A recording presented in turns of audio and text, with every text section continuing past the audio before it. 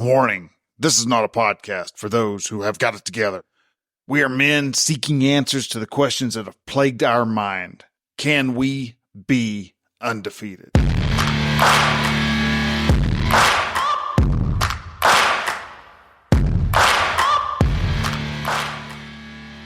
Welcome to our podcast. If you guys haven't had a chance, you need to go to any podcasting platform that you enjoy, Apple, Spotify, and you can also go Google Podcasts, anyone, and just make sure you like us, follow us, those type of things. So every time we get a new podcast, that you know you're aware of it.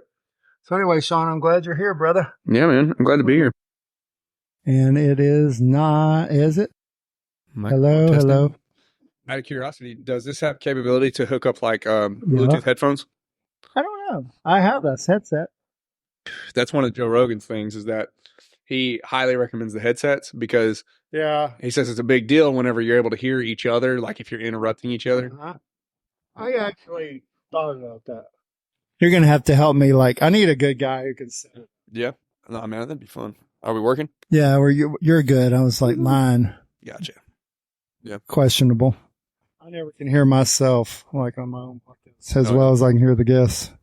So, not great volume for me. But anyway, thanks for coming, man.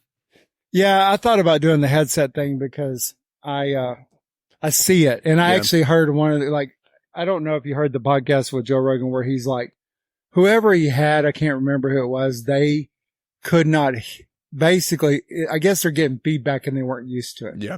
So they're hearing the voice. They can hear their own voice. And they didn't, and they didn't like, they weren't used to it, didn't like it.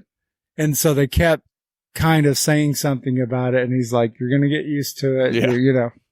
The nice thing too is that you'd be able to have a good gauge of your volume control. You would notice if I was way louder than you or vice versa. Yeah. And that would be something that you'd be able to address then. You're supposed to be able to, we move it from this, it's on, on a memory on the recorder. We move it to,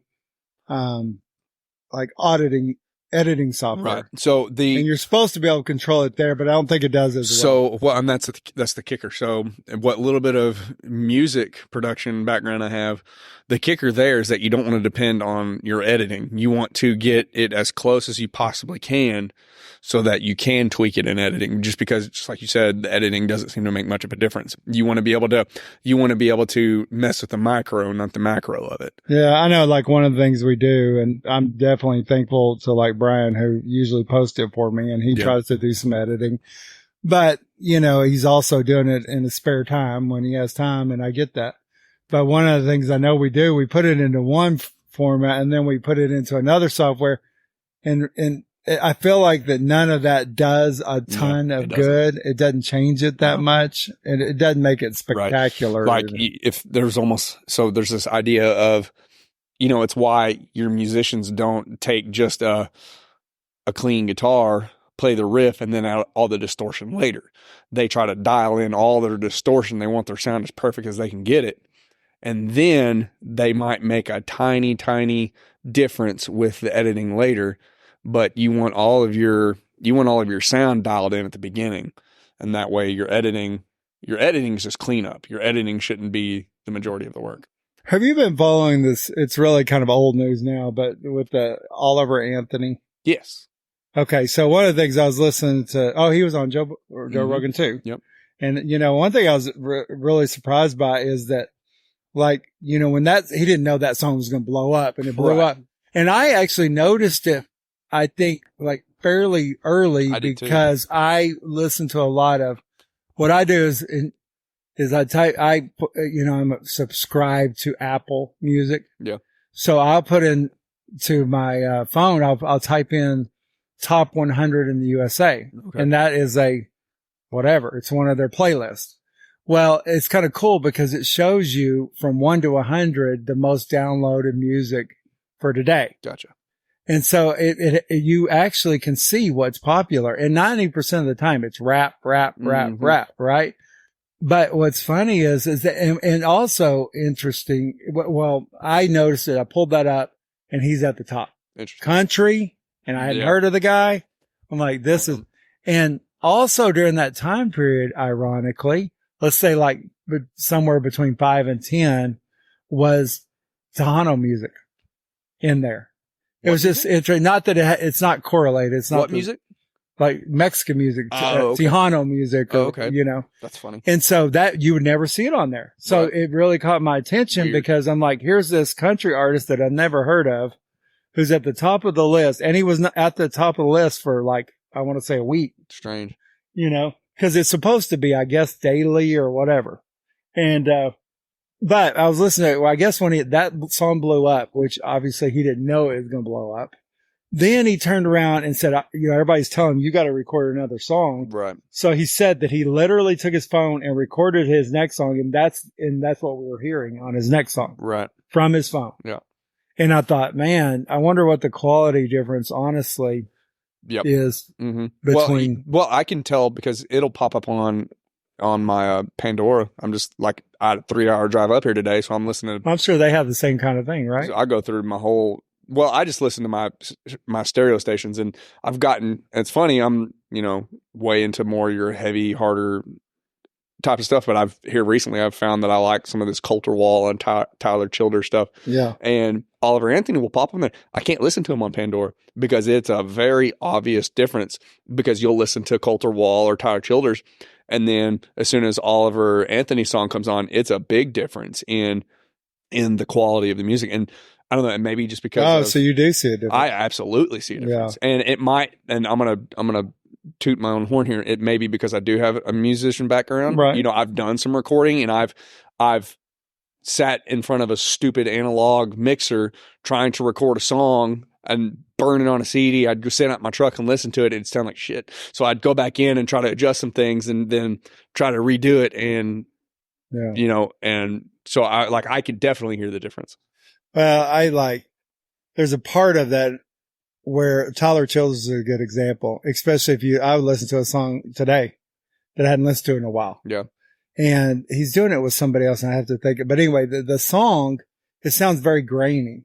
Yeah. And so at the very beginning of the song, it sounds like he starts and then he starts over. Oh, you're talking about freaking Nose to the Grindstone, aren't you? Yeah. Yeah, it does. He's like, and I love that song because it literally does. I know exactly. He goes, Nose to the Grind. He does a clap at the beginning of each song. I don't know if he's clapping. I don't know if he's slapping them, but there's a, this is Nose to the Grindstone. Hold on. Yeah. And he starts strumming it again. It's like, yeah. And I actually kind of love that because it shows a little bit of a rawness to it. I think that's kind of what they were going for. Well, and I think that, you know, I think it was when I was listening to Oliver Anthony that's not his name, but I was listening to him on Joe Rogan. Like, I think that's one of the things they talked about is that music has gotten so, synthesized. Mm-hmm. I don't know. Yep. Like, you know, the big deal in rap was, auto-tune. Mm-hmm. So they, you know, had certain rappers making fun of other rappers because they're using auto-tune. Right. And yet auto-tune is really pretty accepted. Absolutely. You know, in the industry. Mm-hmm. And so you think, but in the reason all that starts to become, I think they were talking about it is because now you have this AI, you know, like chat GPT. Uh-huh. So what they were saying is that, and I actually paid for this. I paid for my wife to get a song and I wrote the lyrics. Yep. The normal service is though, you just kind of tell them some ideas and then they turn around and they make you a song, right? Right. Well, I wrote the lyrics and said, put some music to this and whatever. And I paid for that. Well, in the future, what they're saying is you can ask, you know, chat GPT to write you a song to your wife, whatever, romantic, here we go, and do the same concept. Right. And it will spit out better lyrics, you know. The fear is that we're going to get to a place where you can't discern the difference between the actual artist or AI itself. And there's kind of this discussion of, you know, will people want the AI version because it's actually going to get to a point where it's even better? Or are they going to appreciate the fact that, no, this, like, Post Malone actually wrote this song and performed, and I like that it came from a human. Right. Rather than a computer. I actually think so Post Malone was on there, I think, recently too. And I think they talked about that. Because he was, I wouldn't say scared is the right word, but he was like, just man, concerned. I know that chat GPT can write a better song than me. Yep. And then it's going to learn to put music to it, and it's going to make it. So we're going to be just listening to a bunch of AI music. And what's funny is that we're going to, until it gets better and it's able to trick us, like I've noticed that I can catch especially if it's somebody that I'm familiar with, like Joe Rogan, for example. Mm-hmm. A lot of times you'll see a video where he's saying something, he's talking about something really interesting. It's not even bizarre, but you pay attention to the way the video's put together. You're like, oh, this is AI. Yeah. And because there's so much of Joe Rogan's voice out there that you can basically make him say That's anything. What he said. Yeah, you can make him say There's anything. all kinds of, he was talking, you probably heard of that when he was talking to another guy who was, I think either, in on Chat GPT whenever it came out. And he was, so his kid, I can't remember the age, but let's say his kid was like 15. He said by the time he's like out of high school, because it started how many ever years ago with my kid, listening to my kid telling it this and that. Yep. He said it's going to know him better than anybody. Yep. And it will be able to like really cater everything to what his needs, and he will know his personality and what he expects. And it's like, he will like almost be the parent of the kid. Yeah. And because he's grown up his whole life with that. Isn't that eerie? Oh, it's crazy. It's weird.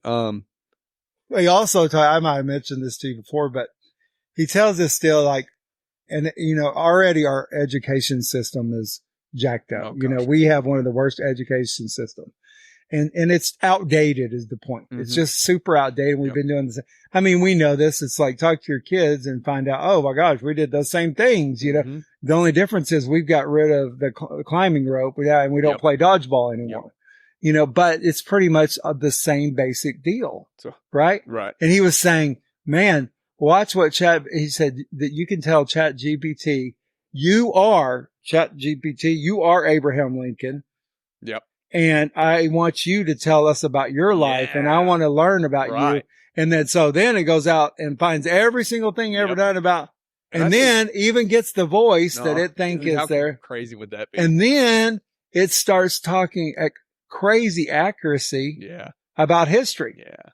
Hearing it quote from his mouth. Yep. And that's going to be wild. Instead of from some teacher standing up there. And here's a crazy concept. It's going to be one of those things where we're actually going to invent time travel, but it's not going to look like we think it. It's not going to be getting in some clunky box and going back into time. Yeah. We're literally going to be able to ask AI, hey, take me back to the 1500s, and you're going to have virtual reality along with ChatGPT, and if virtual reality can catch up with ChatGPT, you're like, hey, I want to see the gladiators, and you're going to be in the freaking Roman Colosseum. There's going to be a sword in your hand and a lion coming at you, and it's going to be time travel, because it's going to be, even if it's not accurate, it's going to feel so real. You're not going to be able to discern the difference. They already talk about how like it's going to be soon on video games and virtual reality. You're not going to be able to discern between that and reality. And that's going to become a problem. Let me tell you, I just like really thought of something when you're saying all that, and you're right. This is pretty profound and deep, but right now, like, I mean, how many times, like, have you tried to, hey, you don't have iPhone, but hey, Siri, blah, blah, blah. It's answering right now. It's looking. Yep. Okay. Let me tell you what, me neither. But let me tell you something. I will say whatever, call Sean, and oh my God, I must be from India or, the Middle East. Yeah. Because it does not understand one thing I say. Right. And some people, you could say, oh, it's because you live in Oklahoma and you have this hick. No, I mean, our accents aren't that crazy. And yet this thing can never, I would say, rarely ever get it right. And so how much are you into conspiracy theories? Well, but hold on. Let me finish this thought. I want to hear your conspiracy theory. But let me finish this thought. The point is movement. So another way to say is action. Mm-hmm. Action. So I can tell her all kinds of things, sure, but can she do what I really want her to do? Right. Read that email to me, do this. Okay. Uh-huh. Can she really do it? And the answer is no. Right. She's not very good at it. Right. Truthfully. Yep. So think about the same thing. At this point, voice is not there because she can't understand Burl, I promise you, in 100 years. Right. but yet I can type it into a computer and chat GPT gets it quick, right? Because we're on the same language. So we're missing the verbal seal. It's way out there. It's not there yet. So I think, but let me say one more thing. It is missing the action part. Yeah. It absolutely. is completely mixing the action. So think about a robot. Mhm. Okay. Right now you really have the brains. It's pretty smart. It can figure it out. Chat GPT is the brains, right? But the brain can't make movement, doesn't know how, can't get that to work. Right. And it can't understand verbal, which is hearing very well. Right. You know, it's behind.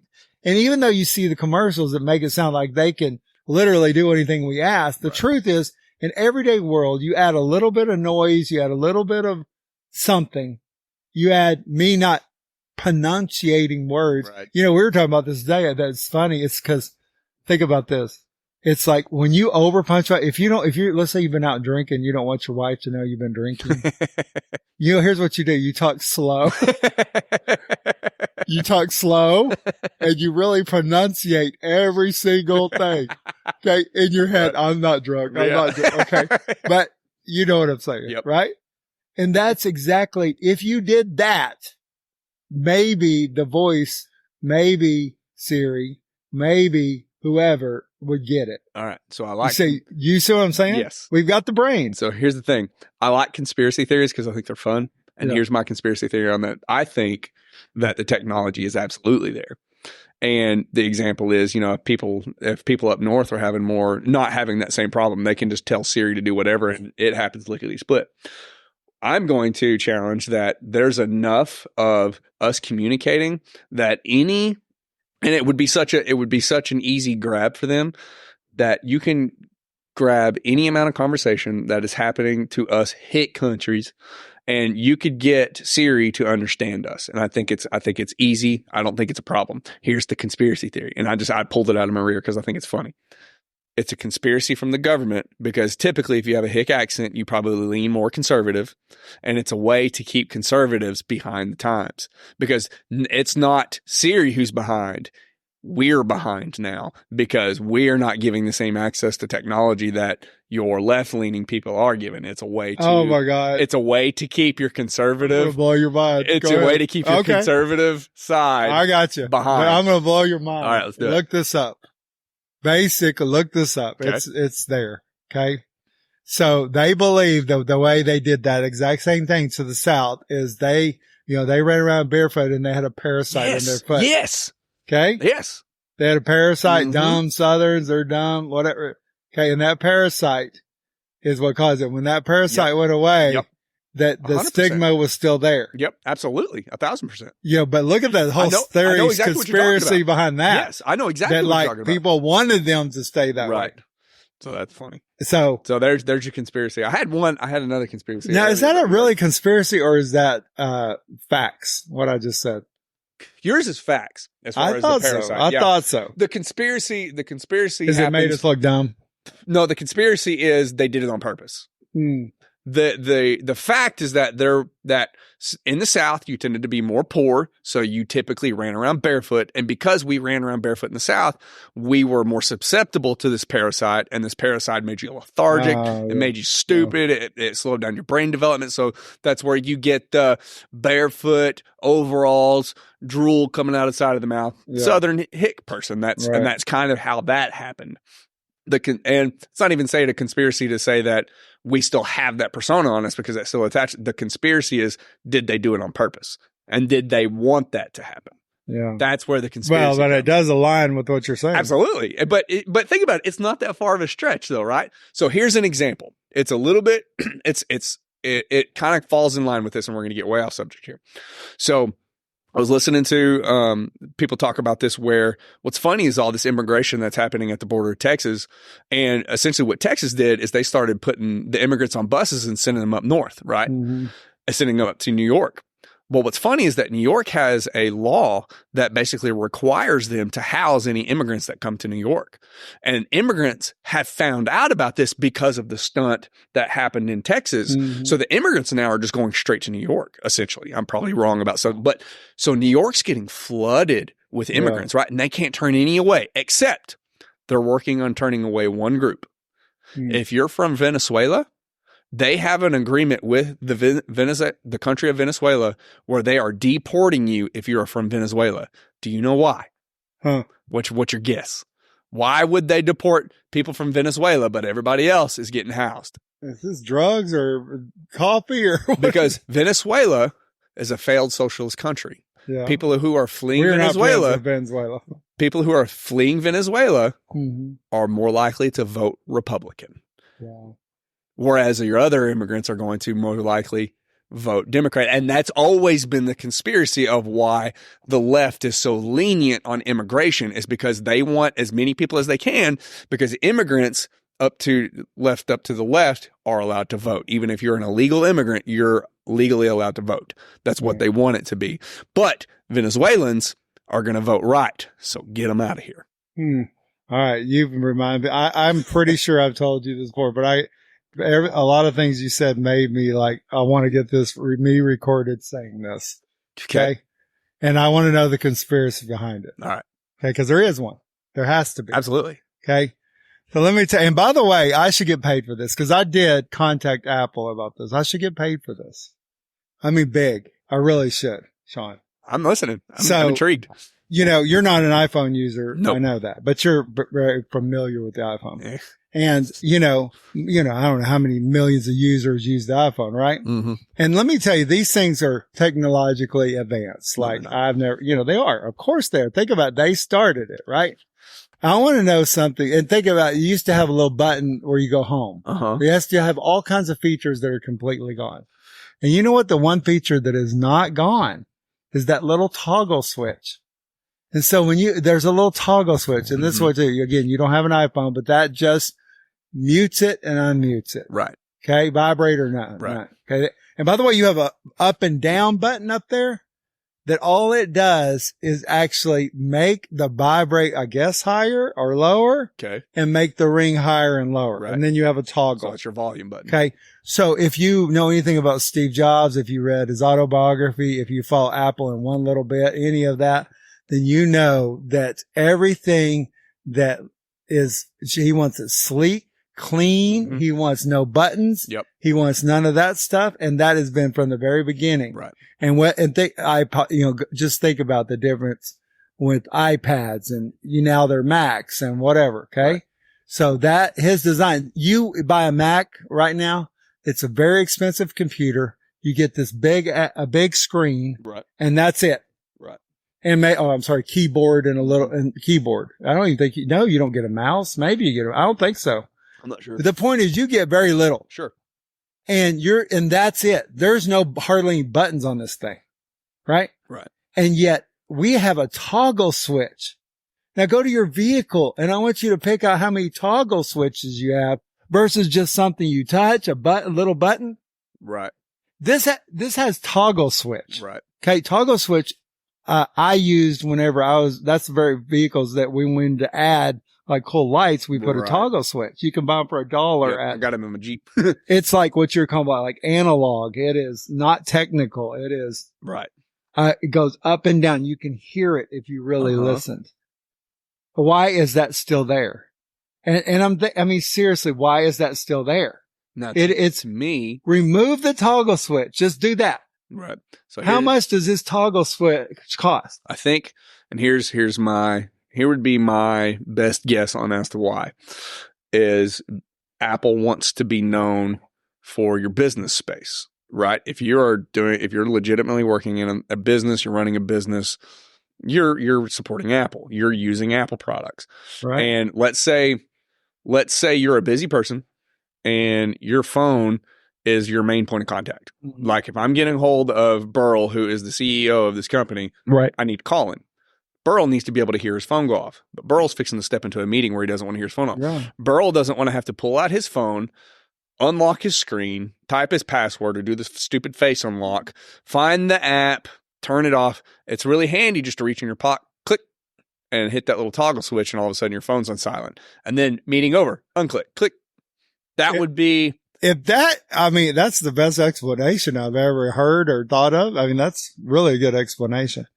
But here's the thing. It's like, dude, you have an Android, right? Mm-hmm. Does it have any toggle switch on it?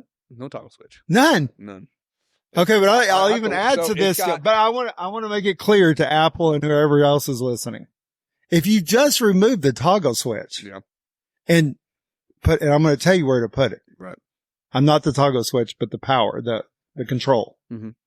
You just remove that off every iPhone, dude. How much does that save the company? Yeah.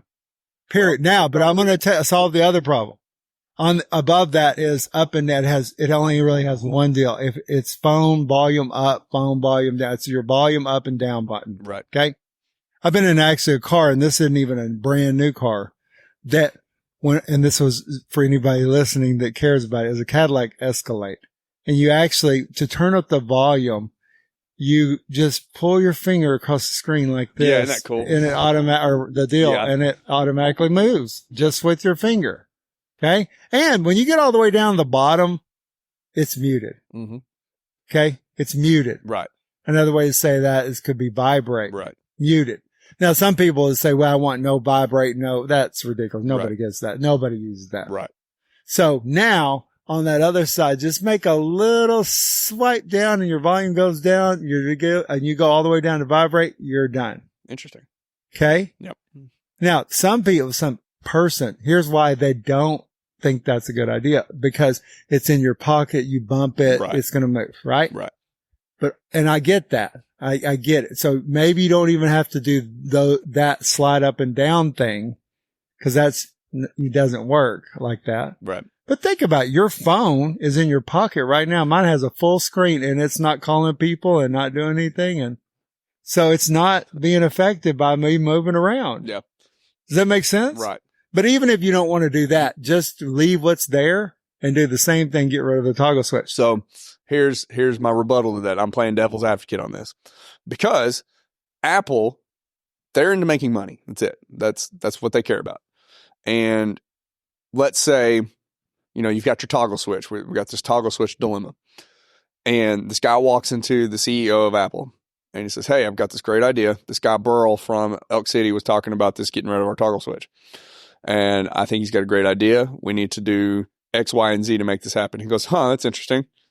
What do you think it's going to cost to put into our next line of cell phones? And he runs the numbers, $4 billion. And then he looks over to his little assistant in the corner. How much does our toggle switch cost? 12 cents. Get out of my office. Yeah. Dude, it hit me like a trader. You're right. But I'll say this.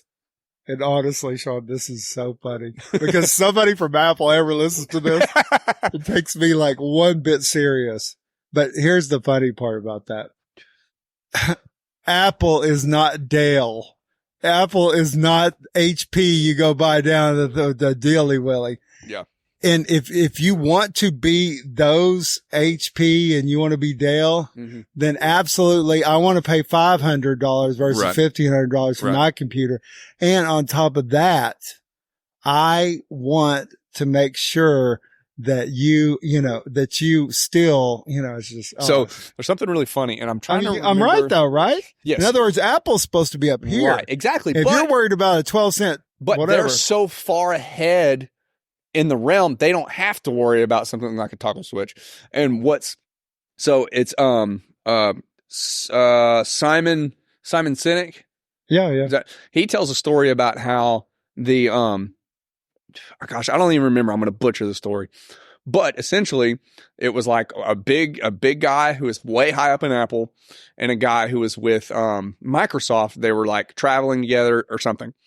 And this is back when the Zune still existed. Do you remember the Zune? Yeah. It was Microsoft's version of an iPod. Yeah.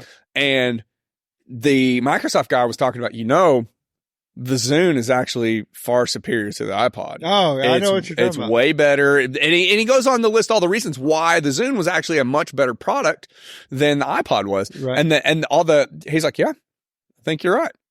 But it didn't matter because of the way, and I'm not even sure what it was that Apple did that made the iPod so much more successful.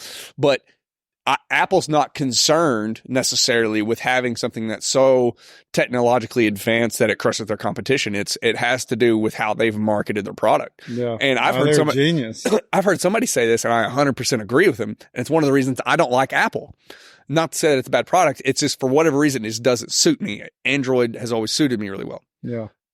Apple is not a technology company. Apple is a fashion company. Yeah. Because it's a status symbol to have Apple. You want the Apple AirPods and you want to pull out the iPhone with your friends. There's a really funny clip of, do you know who is it? Matt Rife. He's the comedian, young guy.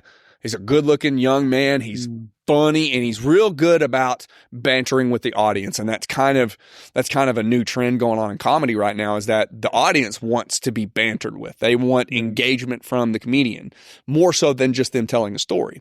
And he's nailing that. He's so good at it. And he's hysterical. Well, there's this one where this girl who's heckling him finally kind of gets kicked out. And he's kind of being a good sport, but she forgets her phone. And he reaches down at her table, grabs her phone, and she goes, and she's got an Android. Ew. There's this, Apple has managed to create a stigma that if you don't use Apple, you're kind of a loser. Yeah. And hand raised, kind of a loser over here because I don't use Apple. So that's actually their marketing approach. They're not so much concerned with the technology side as it is if they've got the public. If you're anybody, you've got an iPhone. Just look at the latest. Did you see any of the videos of like the latest update on the iPhone? It's so funny. There's some videos out there of people making fun of the new iPhone because they changed everything. They changed the charger. So you have to buy like all new stuff. God. Yeah, seriously, absolutely. I need to pull up. See, this is where we need to have your setup here with the TV playing and the cameras on, because I could pull up a video, put it up on the screen, and we'd laugh our butts off because it would play right to this. It would improve this conversation tenfold. Anyways, I interrupted you. What were you going to say? No, I mean, it's crazy, but I'm going to tell you something that Apple does not want to hear. And I told them, I mean, I really believe it, Sean, that what I'm saying is right. Okay. About this iPhone thing. But let me tell you, this is the sad news. Apple is going downhill, and it's going downhill hard. Okay. Because the whole thing in the beginning was the music. Like, I know it's computer, but I'm saying that really threw them over the edge. Right. Is the music, right? And they made historic deals. Absolutely. So they smart, right? It wasn't the computer. But then guess what? It's like, think about what they were doing next. Now it's the iPhone. Mm-hmm. Now it's the iPad. Now it's the Mac. The point is that it's always something revolutionary. Mm-hmm. Okay. And it starts it. And even though others are better, it's so revolutionary that that Microsoft can never keep up. Right. But here's the problem. Apple, what is Apple's next? And you know what I think they've invested a lot is Apple TV. That thing sucks. Yeah. I have it. Yeah. And I'm telling you, I'm like, no, you're not going to revolutionize TV. And you know what I'm saying? That's completely, what are they going to say? We're going to make the best TVs? Right. Dude, we're not even going to have a TV 20 years from now. If I were a betting man, my money would be on Apple is putting a lot of money, a lot of resources, and a lot of hush hush until they get it figured out. They're going to have something big in this AI thing. There's going to be something they come up with that I actually do think you're right. If you don't have the next latest greatest Apple thing. And here's the thing. I'm telling you, brother, if I want to know that I really want to know if what you're saying is right. Cause I'm telling you, I think there's going to be something there's going to be something there that's going to be the next big thing. But I'll tell you, if that doesn't happen, they're done. In other words, if they don't come up with something like that. Yeah. So who replaces Apple though? Man, I don't know the answer to that, but I'm telling you, Apple, I don't know. You know, I'm not so sure that they are not as innovative they used to be. They're just not. I just don't see They don't have to be. Yeah. And that's kind of back to the point of Apple being fashion product more so than a technology product. I don't know. I'll prove your point again because I agree with that. Think about, it's like, oh my God, I just lost the train of thought. But it's like, oh my God. Anyway, I'll think about it. How's your cigar? That's pretty good. Yeah. Yeah. How's yours? It's good. This is part of a previous pack that I had in there. Actually, just some more simple cigars. Yeah.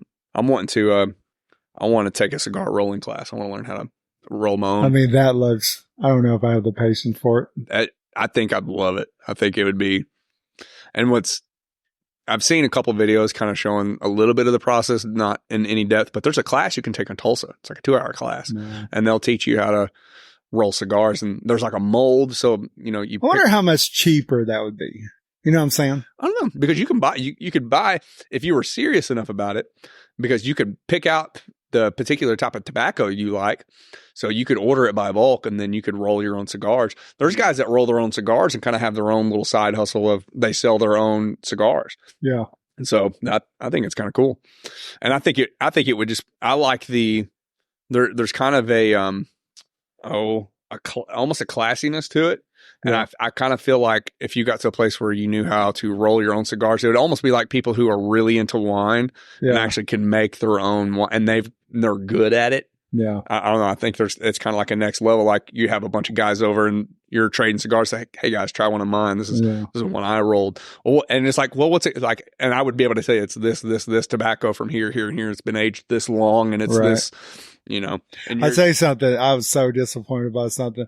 It wasn't this time when we got cigars at this place, but it was the last time. It's like this tobacco shop here, right? I was so disappointed because at this point, this let me open the cabinet, look, and I'm like, and they have the little, price there. And I'm trying to honestly find like best one for my price. I'm learning about this thing, and it's very unorganized. So I'm like, oh Lord, some of it's not priced, some of it is. And then some are crazy, like with 50, 60 a cigar. I'm like, okay, I don't want to accidentally pull that one. But so I go down the bottom where it's real messy, and I see Cuban cigars. Yeah. And I'm like, they're not real Cubans, but yeah. I'm like, I tell the guy, it's like, wait a minute. Yep. This guy's, not from here. Right. Not from America. And he's like, I'm telling him like, those are illegal in America, right? I thought they were illegal. And he's like, oh no, they're fake. Yep. And I'm like, oh God, you lost all credibility now. Cause I'm like, I'm thinking this stuff we're smoking, that I'm buying that's $15 or it's $12. Yep. I'm thinking this stuff is, a real whatever. And now you're telling me, okay, this is a Cuban fake cigar. Yep. So what kind of tobacco am I getting there? And how much that thing cost? And there's actually a lot of talk about that of, because back in the day, Cubans were the cigar, they were the gold standard, I guess. Right. And, there's actually kind of a funny story about, JFK, right before he put the Cuban, is it embargo? Am I saying that right? Where he bought like 10,000. He bought like 10,000 Cuban cigars, and which I'd have done the same thing. Let's not act like I'm high and mighty. I'd have done the same thing. But supposedly there are a lot of companies who attempt to recreate Cubans, right? And from what I understand, they get really close, because apparently Cubans aren't all that special. I mean, you just think about how silly that is, that we're still now. I think Cuba, the embargo or whatever was like 1960 something. I don't know. The point is like when they did that, and I'm like, can we not get over this and us legalize Cuban cigars? Right. I'm like, to me, that just sounds sure. It's like, let's make that concession. Sure. But, do you think Cuba like secretly wants it to be banned in the United States and they can make more money off of it? I don't know. That's a good question. Because I think the thing is, especially now, I feel like cigars are, I don't know if it's something I just didn't know about or if it's actually kind of making a bit of a comeback, because it seems like cigars are kind of coming back up in popularity again. And I think the way shipping is now, God, Cuba would benefit tremendously. They would be able to go crazy. They would have a brand new industry. It would be like one of their top grossing domestic products kind of thing. And you think about some things are just flat out political. You can't explain them any other way. That one right there, I want you to think about, like, explain to me why that's not political. Right. If there's ever been a political thing. Lighter. It's a flashlight. Where did it? Oh, there it is. I couldn't see. I've tried this one before. It's but interesting. My point is, it is political. That's it. There's nothing else you can say. It's not for money. It's political.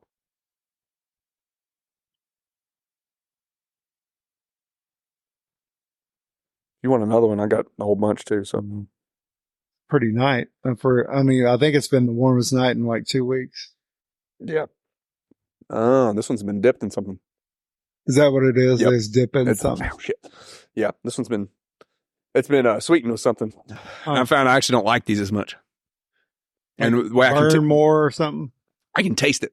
I don't taste it. I taste whatever the sweetness is around my lips. This one's not bad though. It's not overbearing. But yeah, I find I like the just your natural tobacco flavor. You know, I know this sounds ridiculous. That's another thing. Try to decipher like what you just said.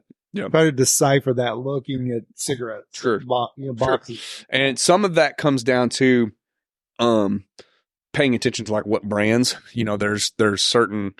So one guy described it to me kind of like coffee. You've got your light roast, your dark roast, your medium roast, and that's very much true with cigars. Like a lighter cigar has a little bit lighter flavor. The darker cigars definitely have a stronger, at least what I've experienced, definitely a stronger tobacco. Like it's almost a little bit bitter. They're a little bit tougher. You almost kind of have to let yourself adjust to it.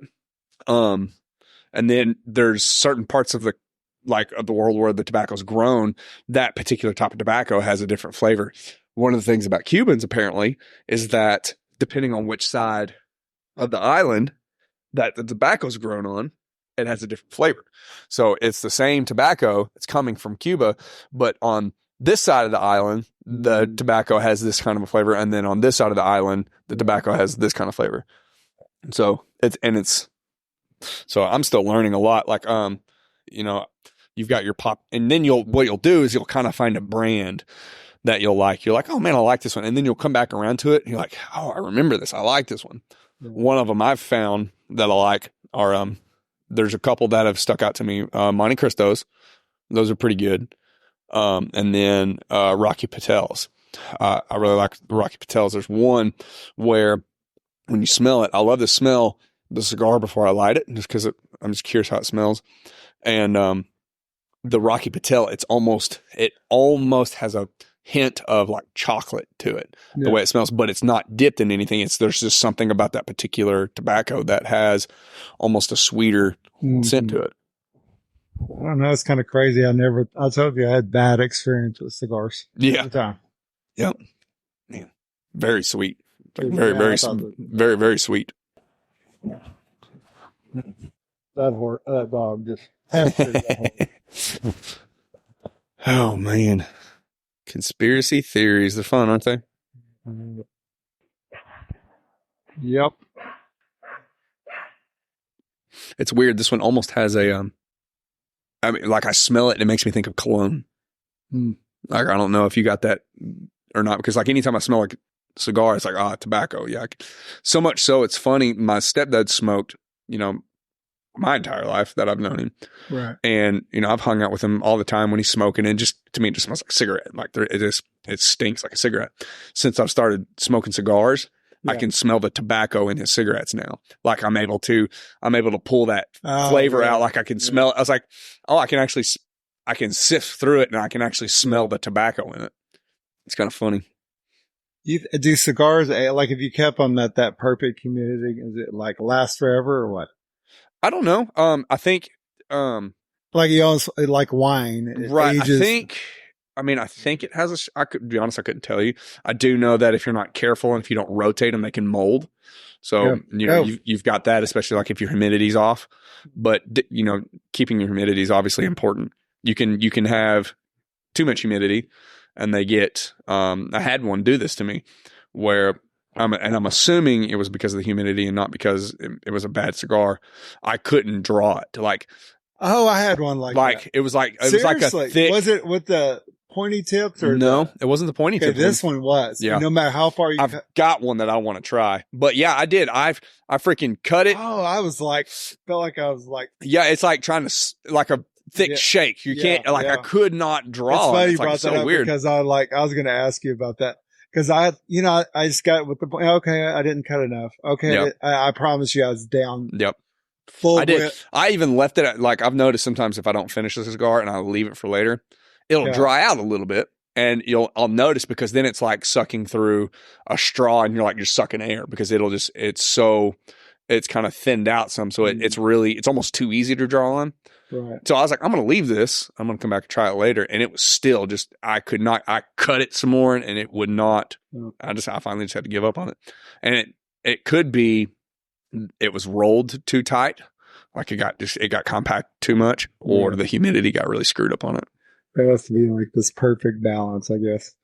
I mean, science behind just before it's too much to squeeze it. And what's fascinating about that, like how old are cigars? Like I'd like to know, like when. Yeah, that's what I'm saying. You know, how far back do cigars go? You think about freaking cowboys out in the West with a big old fat stogie.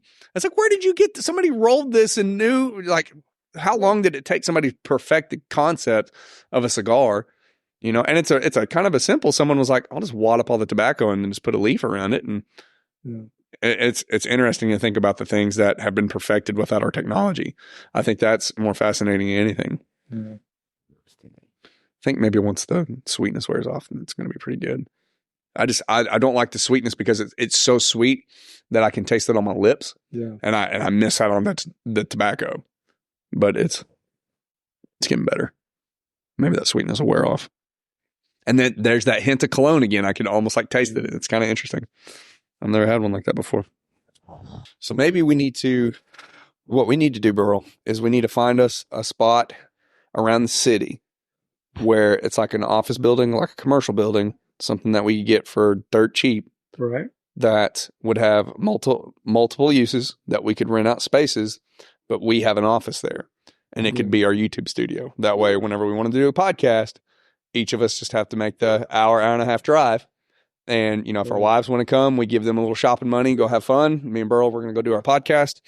And it would be a cool way, because then it's a little bit easier to have guests because we're centrally located, you know. And then on top of that, you've been to, like, I think it's called Uptown, like in Oklahoma City. I don't know.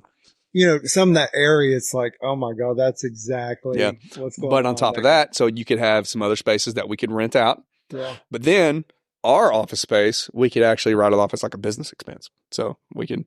I mean, I'm seeing it. I think it's like there's an area of town down there that's like that. Yeah. It's like completely like that. Wow. All right. Let's see here. Why?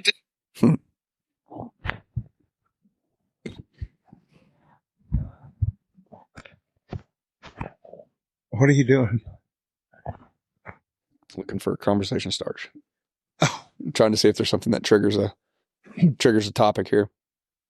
Oh. Saying men should be dangerous. By dangerous, that implies I should be ready to threaten someone, to hurt someone. This is cool. And see if you've ever heard this. So, saying men should be dangerous.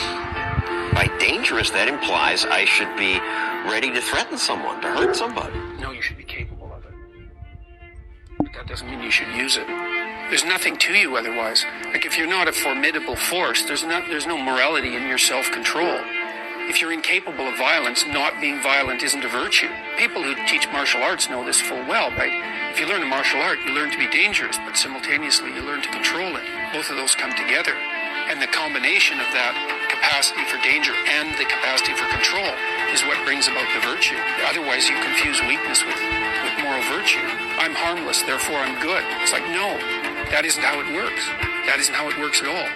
If you're harmless, you're just weak. And if you're weak, you're not going to be good. You can't be. Because it takes strength to be good. It's very difficult to be good. So his implication there is that in order to be good, you have to be dangerous. What do you think? Oh, I've heard that before. Yeah. And I'm like, man. You know, he has a Bible verse that he likes to use to really back that up too. And it's the meek shall inherit the earth. And he talks about going into that, and he's like, man, I really don't like that. I really don't like the way that's worded. So he goes on this deep dive of trying to get down to the root of what does this actually say? What does it actually mean? And his position is that a better translation is that those who have a sword and know how to use it, but don't, will inherit the earth. Oh yeah. I mean, I agree with it. Mm-hmm. I really do. I think that, oh God, yeah, I don't know. It just makes sense. It's funny because like one of the funny things that I always thought becoming a dad, it's really interesting how much it increased my capacity for murder. Yeah. You know, being a father, it's like, man, there's a funny video that goes around and it's essentially asking women, and be honest, I don't think they were asking women from the South because I feel like our women would respond very differently, Right. but they're asking a series of mothers, would you kill for your child? Yeah. And it's like, it shows clip after clip after clip, and every woman kind of has a kill. I mean, I don't know if I could kill. And they're like, I'd do anything that was legal. And, you know, it's like it's like a bunch of women who like really buckled at that. I don't know if I could kill somebody. And then it's always funny because it's duetted by some dude. And probably the funniest ones is like, what?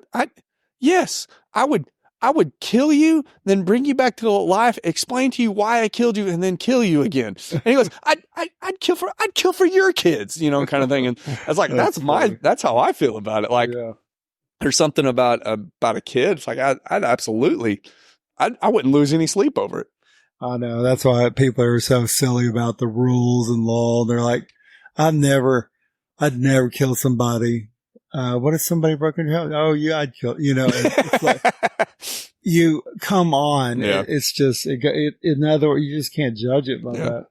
There's so here's a real controversial topic. This is just for fun. Do you think that women's rights actually exist? Oh, I'm setting him up. I'm setting Burl up. I want to see how he responds to this. Do you think women's rights actually exist? Yes. Okay. Here's the argument, and it's really funny. The argument is that women's rights don't actually exist because who do women need in order to enforce their rights? Yeah. Oh, God.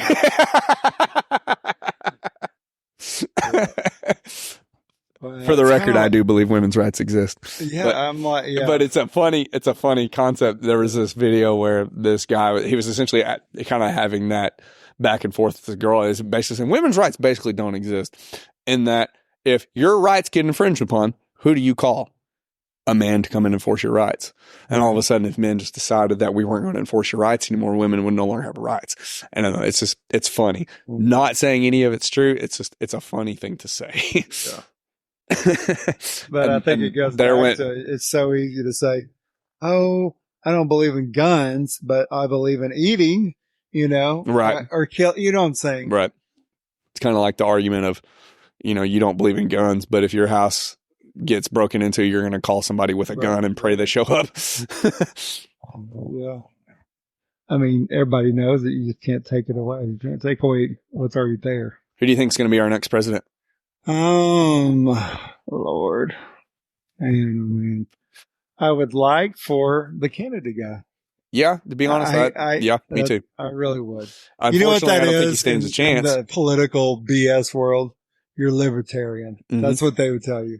Yeah, well, he's. Did you know he's officially running as a libertarian? Or I know, but you know, a third party never wins. Independent, but yeah, they never win. No, they'll never win, and that's what sucks. And so here's the only positive side to RFK, if I'm saying those initials right, running as an independent. He will pull enough people away from Biden, so that Trump will actually stand a chance to getting back in office. And I'm not saying Trump's the best case scenario, but I'll certainly take it over what we're dealing with now. Oh my God, it's just so crazy. That's who I think should be the next president. Seriously. RFK? Yeah. Oh, I 100% agree. I'm telling you. But, Lord, if that's but let me tell you, if I don't know, we're screwed either way. We truly are. But I think Biden somehow would just pull it out that last little bit. How do they keep him alive? I don't know. What are they pumping into him? Know. And that, you know, people hate Camellia or whatever. Oh my gosh. They hated her. They hated her before that. They hate her.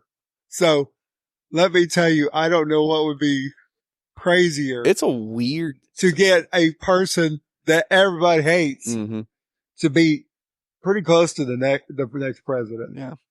You guys, because that's the next president. Oh my gosh. Seriously. Yeah. It's bonkers. I mean, that's the. Could you imagine the first woman president being the most despised? It's like, think about it. If there was. How sad. So think about that for a second. How sad of a day will it be for America when the first African-American female president is hated because she's such a terrible person. Yeah. Because when we have our first female president, and I believe it'll happen in my lifetime, I really do. That should be a great day for America, right? That should be we should celebrate that like when we celebrated Obama getting elected, having the first African-American president. Right.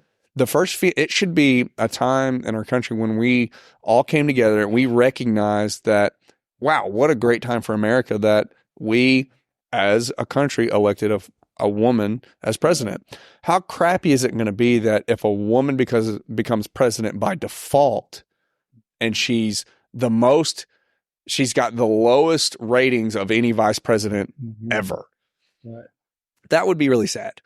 Here's the crazy thought, conspiracy all the way. Okay. I'm here for it. That she becomes president by Biden dying or whatever. Okay. We don't want him to die, but you get my point. Sure. She becomes president. Guess what? Then you have every single churchgoer thinking she's the Antichrist. Oh, gosh. I swear. It's every election cycle is the Antichrist. Ever since I was a kid, Bush was the Antichrist. Obama was the Antichrist. Everybody's been the Antichrist. Trump was the Antichrist. And it's the same thing over and over again. It's the next Hitler. It's the next Antichrist. It's the end of the world. And that's the funniest thing to me is that ever since I was a little kid, I remember my dad's side of the family especially go in full on panic mode for 2 years while we're getting ready for the next presidential cycle. It's absurd. Yeah, it's so crazy. I swear, the Antichrist. Right. So no, and what's going to be funny about that is that your churches would get more bent out of shape because there's probably something that says the Antichrist is a he. So the fact that it's a woman, it's like she can't be the Antichrist. She's a woman. God, then you're going to have that stupid argument in the church again. Oh no, no. We should reenact that, Merle. This gets worse. We should do a skit on. This gets worse. Oh no, it does. I mean. Here's going to be just the tip of the iceberg. I mean, it's going to top it over. It's going to just fall right over because you're going to have a few blacks and they're going to start being loud and then it's going to say it's all the whites and oh my God. That's going to be funny. And then you have the proper term is African American. Yeah. I mean, like his Siri doesn't work correctly, so he's a little behind the times. Our next president's going to be I can't say Kamala Harris. There's a funny bit, and obviously it's Joe Rogan again. I'm basically just a Joe Rogan highlight reel. He's got Tim Dillon. Paid? Huh? Can we get paid for that? I doubt it, but. Tim Dillon, have you ever heard of him? He's a comedian, but he's funny because he's a conservative gay, he's a gay conservative, like talk show host, comedian. He's got his podcast thing. Yeah. And he was on Joe Rogan's show and he talked about, and they were essentially having a similar discussion and, talking about president and what if Kamala is like, you can't have Kamala Harris up there who's up there speaking in gypsy curses. And Joe Rogan about fell out of his chair the way he said gypsy curses. It was so freaking funny. Oh, because every single picture they take of her looks the exact same. Like, oh my God. That's where that good gypsy curse comes from. Oh my gosh. Like her eyes kind of bugged out. Well, we predicted it. Yeah. She's going to be our next All right. president. So real estate, we should really, in all seriousness, we need to get an envelope and we need to have a piece of paper and we both write down a prediction and we seal it into this envelope and we date it. And I'm going to vote that we date it.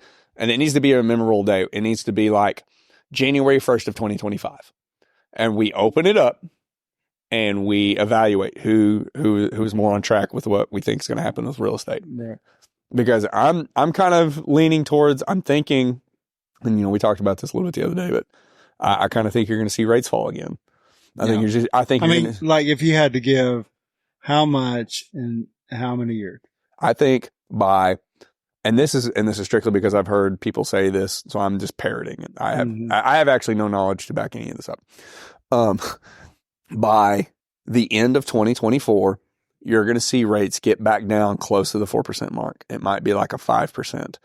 And when that happens, you're going to see a real estate frenzy again, just like we saw in 2020 and 2021. And you're going to see house prices go up again, because for a couple of reasons. I think that there's going to be a lot of pushback that's going to pressure the feds to lower rates to get gyration in the market, because the market's going to stagnate now. Everybody spent too much money on their houses, and now they're locked in this house that they cannot sell and get their money back. And in order to see some gyration, they're going to need to see rates to come back down to encourage people to move, buy, sell, create gyration in the market. But the problem is that there is a supply issue. So as soon as rates go back down, these people who have been waiting for rates to go back down because they've been scared to purchase at a higher interest rate, they're going to flood the market. And then you're going to see a bidding war again on houses because people are going to panic. That's my prediction. Yeah. Yeah. So you say by the end of 2024? Yep.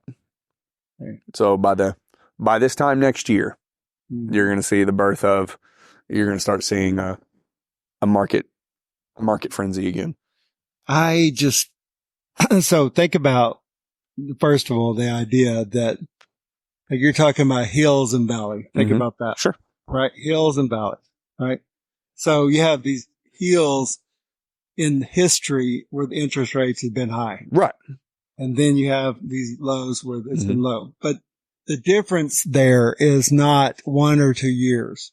The difference in the middle is literally sometimes 10 years. Sure. Okay.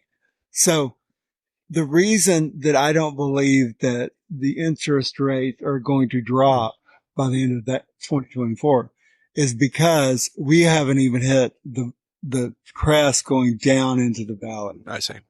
So you think it's going to get worse? This is no, not necessarily worse. It could, but I think it's going to stay steady. I see.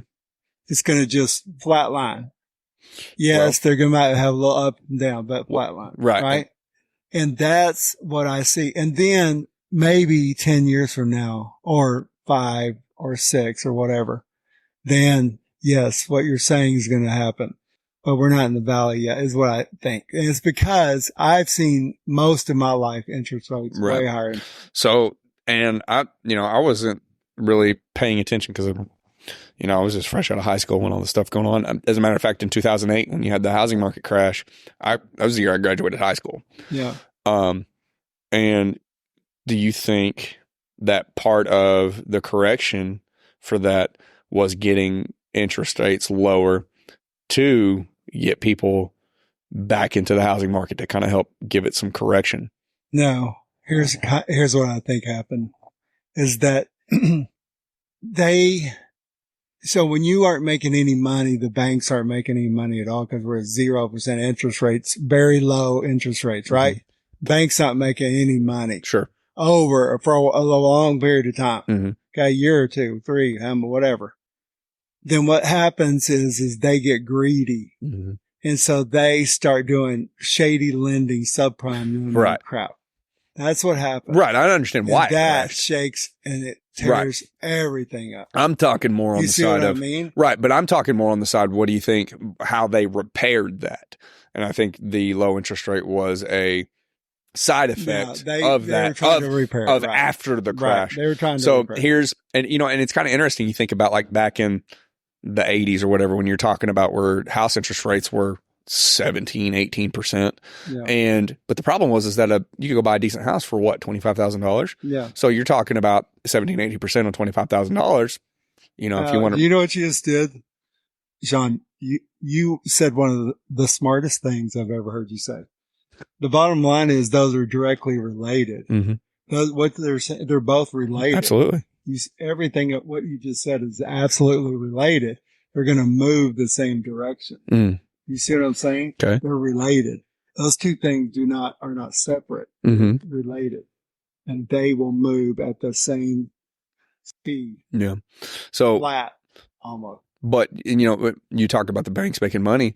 If you see you talking about this valley where things stagnate, it's like, sure, the interest rates are going to be around the 7, 8, 9%. But if nobody's buying houses, the banks aren't making any money. So not only are you going to see a push to get the feds lowered, say from a government standpoint of let's get some gyration in the market, your banks are going to be screaming, hey, we need to get these interest rates down because we're not making any freaking money because no one's getting a mortgage. So the banks are going to benefit by the interest rates coming down and kind of a point I was getting at, if you're looking at, say, 18% on $25,000 is a chunk of money.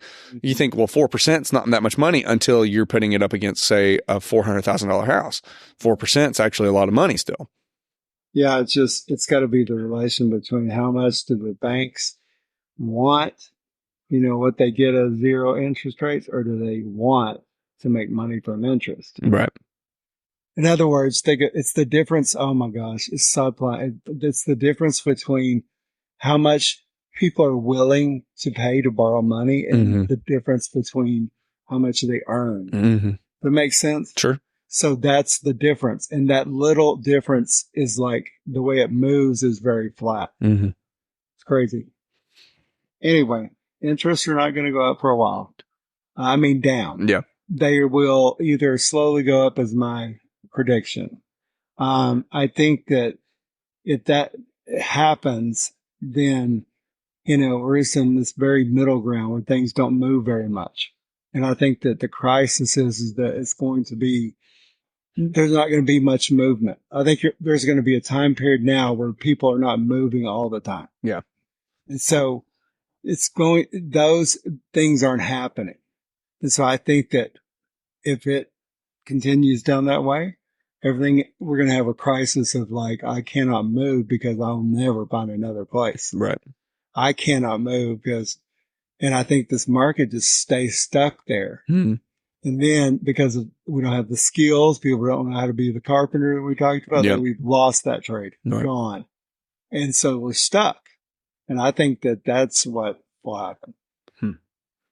It's an interesting thought. But, on a good note of that, it's a good way for things to finally kind of stabilize.